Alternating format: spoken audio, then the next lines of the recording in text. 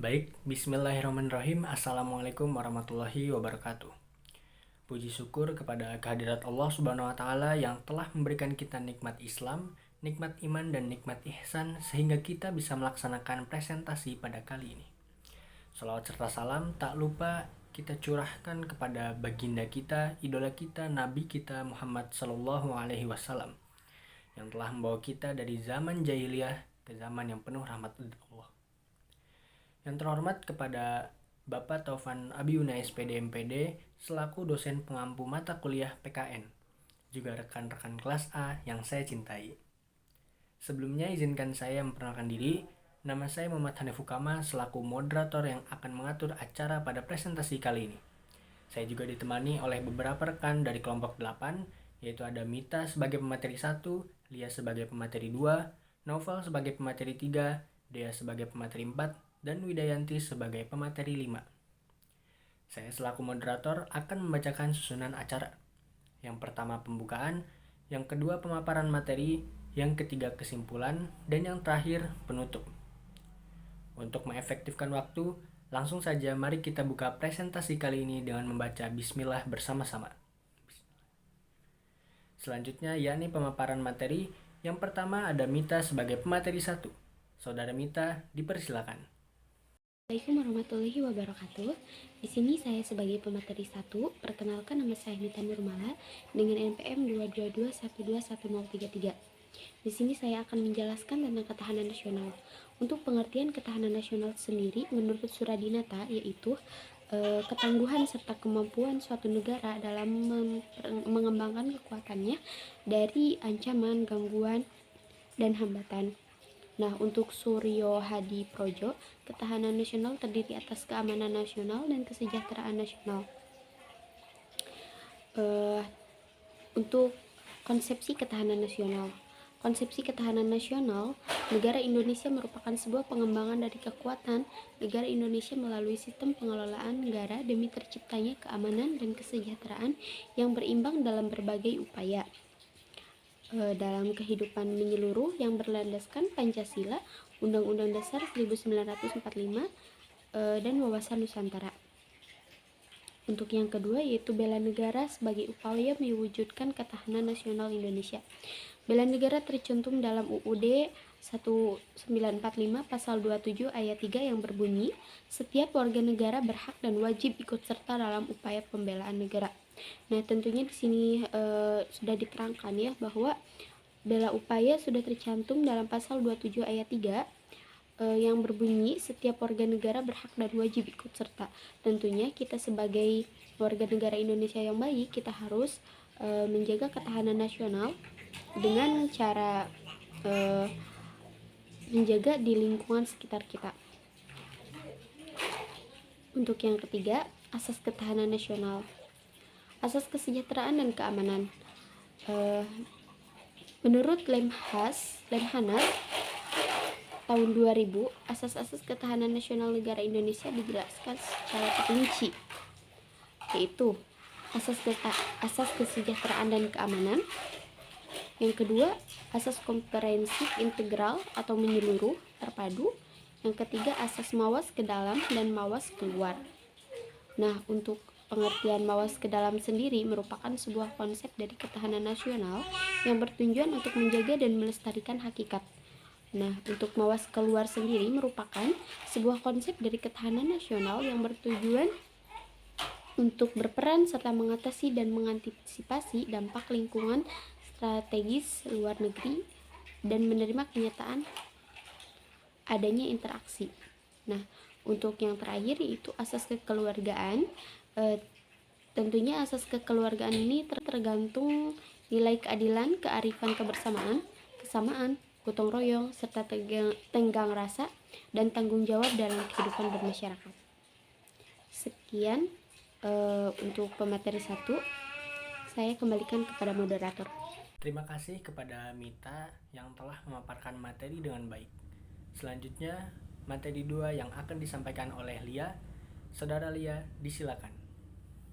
Terima kasih kepada moderator yang telah mempersilahkan saya untuk berbicara.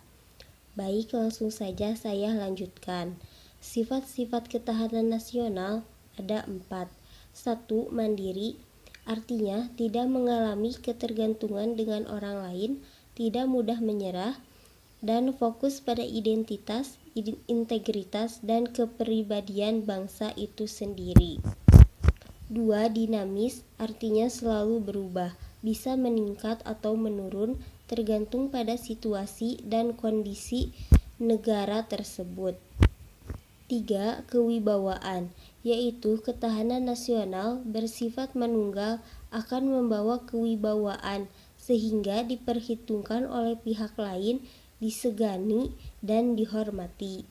4. Konsultasi dan kerjasama, yaitu ketahanan nasional tidak bersifat konfrontatif dan antagonis. Ketahanan nasional lebih mengandalkan dan menghargai kekuatan moral dan kepribadian bangsa. Selanjutnya, fungsi dan tujuan ketahanan nasional. Tujuannya termuat dalam pembukaan Undang-Undang Dasar 1945 pada alinea keempat, yaitu melindungi segenap bangsa dan seluruh tumpah darah Indonesia dan untuk memajukan kesejahteraan umum, mencerdaskan kehidupan bangsa, dan ikut melaksanakan ketertiban dunia yang berdasarkan kemerdekaan dan perdamaian abadi dan keadilan sosial. Sedangkan fungsinya menurut Sukaya ada 3. 1. Berfungsi sebagai doktrin dasar nasional, yaitu berperan penting sebagai pembentukan pola pikir, pola tindak, dan pola kerja dalam menyatukan langkah bangsa. 2. Berfungsi sebagai pola pembangunan, yaitu sebagai petunjuk dan pedoman untuk melaksanakan pembangunan nasional di segala bidang secara terpadu dan sesuai dengan program. 3. Berfungsi sebagai metode pembinaan kehidupan nasional, yaitu metode integral yang mencakup seluruh aspek, yaitu aspek alamiah dan aspek sosial. Sekian yang dapat saya sampaikan, saya kembalikan kepada moderator. Terima kasih kepada Lia yang telah menyampaikan materinya. Selanjutnya materi 3 yang akan disampaikan oleh Noval. Saudara Noval, saya persilakan. Terima kasih kepada moderator yang telah memberikan saya kesempatan untuk memaparkan materi. Konsep Trigatra alamnya ada 3. Yang pertama ada aspek geografi, yang kedua aspek demografi, yang ketiga aspek sumber daya alam. Yang pertama aspek geografi, kalau kita melihat geografis wilayah Indonesia dalam peta dunia, maka akan nampak jelas bahwa wilayah negara tersebut merupakan suatu kepulauan yang terdapat pulau-pulau di dalamnya dengan jumlah 17.504 pulau di seluruh perairan Indonesia. Maka ancaman, tantangan, hambatan, dan gangguan yang ada di Indonesia akan berbeda dengan negara lain. Yang kedua, aspek demografi. Penduduk adalah sekelompok manusia yang mendiami suatu tempat atau wilayah, adapun faktor yang mempengaruhi jumlah penduduk berubah karena ada kematian, kelahiran, pendatang baru, dan orang yang meninggalkan wilayahnya. Masyarakat sebagai penentu tingkat keberhasilan penanaman dan penerapan konsep ketahanan nasional didasari pentingnya kualitas sumber daya manusia atau SDM pada masyarakat di sebuah negara. Pengembangan sumber daya manusia atau SDM seharusnya menjadi prioritas utama menghadapi arus globalisasi dan kemampuan penduduk yang tidak seimbang dengan pertumbuhan penduduk dapat menimbulkan ancaman-ancaman dan melemahnya ketahanan nasional di sebuah negara. Yang ketiga ada aspek sumber daya alam. Kita pastinya tahu Indonesia mempunyai kekayaan yang melimpah, baik kekayaan sumber daya alamnya, kekayaan sumber daya alam berupa sumber mineral, kekayaan flora dan fauna. Kekayaan alam ini tentu menjadi Indonesia menjadi terkenal hingga ke negara-negara lain. Indonesia juga kaya akan bahan-bahan galian yang meliputi bahan galian, biji-bijian, dan rempah-rempah. Oleh karena itu, kekayaan alam sebagai jantung kekuatan atau ketahanan nasional harus dikelola, dikembangkan, dan dimanfaatkan dengan bijaksana untuk kepentingan bangsa dan negara. Dengan mengelola sumber daya alam atau SDA yang baik akan sangat mempengaruhi konsep ketahanan nasional di sebuah negara, terutama di negara Indonesia tercinta. Sekian, terima kasih. Saya kembalikan kepada moderator. Terima kasih kepada Naufal yang telah menyampaikan materi. Berikutnya ada materi 4 yang akan dijelaskan oleh Dea. Saudara Dea, dipersilakan. Assalamualaikum warahmatullahi wabarakatuh. Terima kasih kepada moderator yang telah mempersilahkan saya untuk menjelaskan materi. Di sini, saya akan melanjutkan materi dari saudara Naufal mengenai Astagatra Ketahanan Nasional, yaitu Trigatra, dan saya akan melanjutkan mengenai Pancagatra. Pancagatra sosial. Pancagatra merupakan aspek sosial kemasyarakatan terdiri dari ideologi, politik, ekonomi, sosial budaya, dan ketahanan keamanan. A. Ideologi merupakan sistem nilai yang berasal dari ide manusia yang dijadikan landasan dalam mengarungi kehidupan berbangsa dan bernegara dalam rangka mencapai cita-cita. Efektivitas ideologi sebuah negara bergantung pada sumber isi dan implementasi ideologi itu pada tataran praksis di lingkungan masyarakat. Ketahanan nasional dalam aspek ideologi merupakan kunci utama dalam pengembangan konsep ketahanan nasional dalam rangka mengatasi suatu ancaman, tantangan, hambatan, gangguan yang datang baik dari dalam ataupun luar negeri. B. Politik. Secara historis, Indonesia pernah beberapa kali berganti sistem politik. Pada awal kemerdekaan, Indonesia menerapkan sistem demokrasi liberal dan sistem demokrasi terpimpin. Dalam perkembangannya, implementasi dari kedua nilai tersebut tidak sesuai dengan harapan. Bahkan, penerapan sistem demokrasi parlementer dan demokrasi terpimpin sangat berpengaruh terhadap stabilitas kehidupan berbangsa dan bernegara.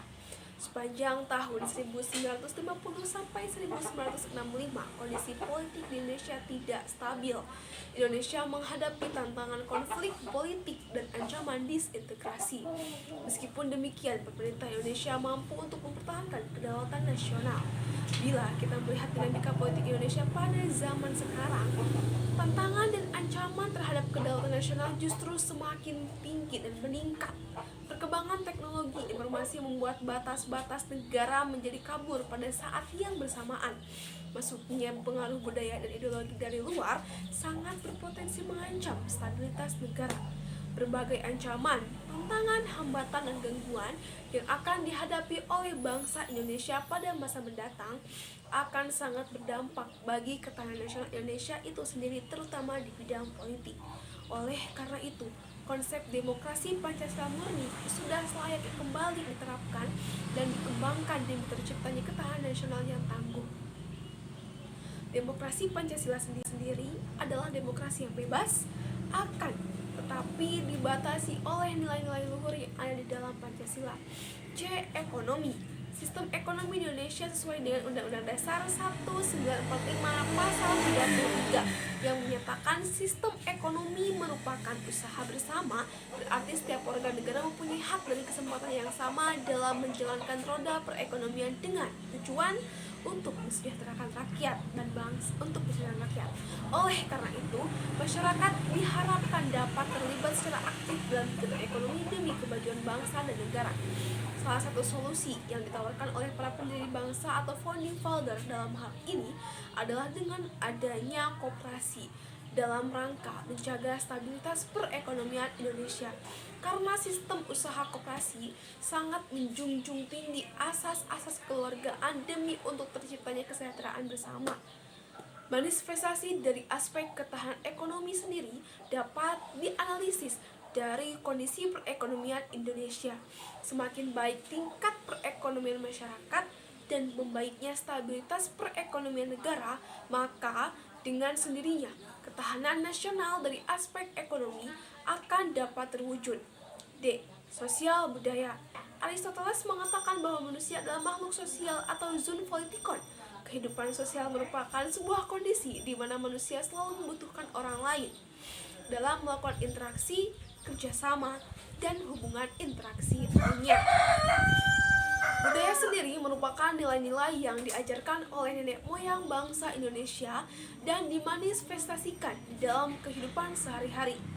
Menurut Selo Sumarjan, budaya merupakan serangkaian nilai dalam tata kehidupan dan bersumber pada cipta, rasa, dan karsa yang selalu dijaga oleh masyarakat dalam mengarungi kehidupan berbangsa dan bernegara. Manifestasi dari ketahanan nasional dari aspek sosial budaya yaitu adanya kesadaran dari bangsa Indonesia untuk senantiasa menjunjung tinggi nilai-nilai kearifan lokal atau lokal wisdom di Pancasila dan Undang-Undang Dasar 1945 dan selalu merealisasikannya di dalam kehidupan berbangsa dan bernegara. Dan yang terakhir ada pertahanan dan keamanan. Manifestasi dari ketahanan dan keamanan sendiri bisa kita analisis dari filtrasi yang dilakukan oleh bangsa Indonesia yang disadari oleh kesadaran untuk melaksanakan bela negara sesuai dengan profesinya masing-masing dan senantiasa memelihara stabilitas pertahanan yang keamanan yang dinamis serta kesadaran untuk mempertahankan kehormatan harkat, martabat, dan kedaulatan Indonesia. Dan untuk materi kedua akan saya jelaskan mengenai ATHG, ancaman, tantangan, hambatan, dan gangguan. Apa pengertian dari ATHG itu sendiri? Pertama, 1. Ancaman merupakan setiap usaha dan kegiatan baik dari dalam maupun luar negeri yang dinilai membahayakan kedaulatan rakyat, wilayah, dan keselamatan negara. 2. Tantangan adalah suatu hal atau upaya yang bertujuan untuk menggugah kemampuan, dan tantangan bisa berupa tantangan yang positif dan tantangan yang negatif. 3. Hambatan merupakan kegiatan yang dilakukan baik di luar maupun dalam negeri yang bertujuan untuk menghalangi perkembangan positif kemajuan sebuah negara. Dan yang terakhir ada gangguan. Yang keempat merupakan suatu usaha yang berasal di dalam dan luar negeri yang bertujuan untuk mengganggu stabilitas sebuah negara. Sekian materi yang dapat saya sampaikan. Mohon maaf apabila ada kesalahan. Terima kasih atas perhatiannya. Wabillahi taufik wal hidayah. Wassalamualaikum warahmatullahi wabarakatuh. Terima kasih kepada Dea yang telah menjelaskan materinya dengan sangat baik. Dan yang terakhir ada Widayanti sebagai pemateri 5. Saudara Widayanti, saya persilakan. Sebelumnya saya ucapkan terima kasih kepada moderator yang telah mempersilahkan saya. Di sini saya akan melanjutkan presentasi yaitu tentang ATHG atau disingkat dengan ancaman, tantangan, hambatan, dan gangguan yang dialami oleh negara Indonesia. Nah, yang pertama ada ancaman. Ancaman dibagi kepada dua. Yang pertama ada ancaman di bidang militer dan ancaman di bidang non-militer. Kalau ancaman di bidang militer yaitu ancaman yang menggunakan kekuatan bersenjata, contoh seperti perang saudara, sabotase, dan lain-lain. Lalu kemudian ada ancaman di bidang non-militer. Kalau di non-militer, sebaliknya dari ancaman non-militer yaitu tidak menggunakan alat yang bersenjata, contoh seperti ancaman di bidang ekonomi, politik, ideologi, dan lain-lain. Lalu yang kedua ada tantangan. Yang pertama intervensi, yaitu keikutsertaan pihak luar dalam kebijakan di suatu negara.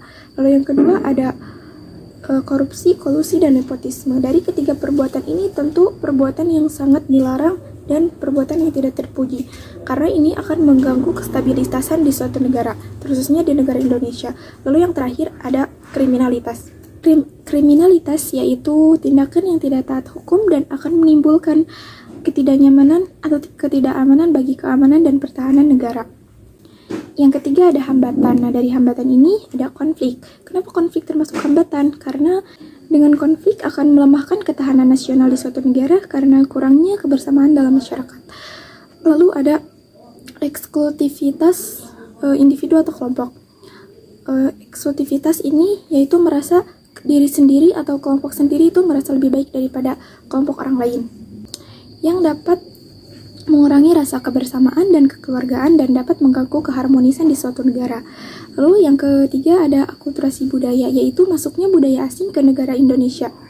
Dengan akulturasi budaya, seperti yang kita tahu bahwa ada yang berdampak negatif, ada yang berdampak positif. Kalau yang berdampak positif, itu tentunya akan membuat warga Indonesia itu berwawasan luas, tapi yang lebih banyaknya itu berdampak negatif, karena ini akan menghapuskan budaya-budaya lokal yang tergantikan dengan budaya asing. Yang terakhir ada terorisme, yaitu tindakan yang terpuji yang bertujuan untuk mengganggu rasa ketidaknyamanan dalam berbangsa dan bernegara. Yang keempat ada gangguan. Nah, dari gangguan ini ada yang berasal dari luar negeri dan yang berasal dari dalam negeri. Kalau dari luar negeri, yaitu contoh seperti perampokan atau pencurian kekayaan alam. Terima kasih kepada Widayanti yang telah menyampaikan materinya. Acara berikutnya yakni kesimpulan. Kesimpulan yang saya dapat dari pemaparan materi tersebut ialah definisi ketahanan nasional adalah situasi ideal saat sebuah negara memiliki ketangguhan dan kemampuan untuk mengembangkan kekuatan nasional. Kekuatan ini dipakai untuk mengatasi dan menghadapi berbagai hambatan, ancaman, dan gangguan terhadap kelangsungan hidup bernegara. Adapun sifat-sifat ketahanan nasional yakni mandiri, dinamis, kewibawaan, konsultasi, dan kerjasama. Sekian, dan jika ada pertanyaan yang ingin ditanyakan, rekan-rekan bisa mengisi kolom komentar. Terima kasih. Baik, acara demi acara telah kita lewati, tiba saatnya di penghujung acara yakni penutup. Mari kita tutup presentasi kali ini dengan membaca Alhamdulillahirrabbilalamin bersama-sama. Terima kasih saya ucapkan kepada rekan kelas A yang sudah menyimak presentasi kelompok kami, dan juga terima kasih kepada kelompok 8 atas segala partisipasinya. Mohon maaf atas segala kekurangan dan kesalahan yang terjadi. Saya Muhammad Hanif Ukama sebagai moderator pamit undur diri. Wassalamualaikum warahmatullahi wabarakatuh.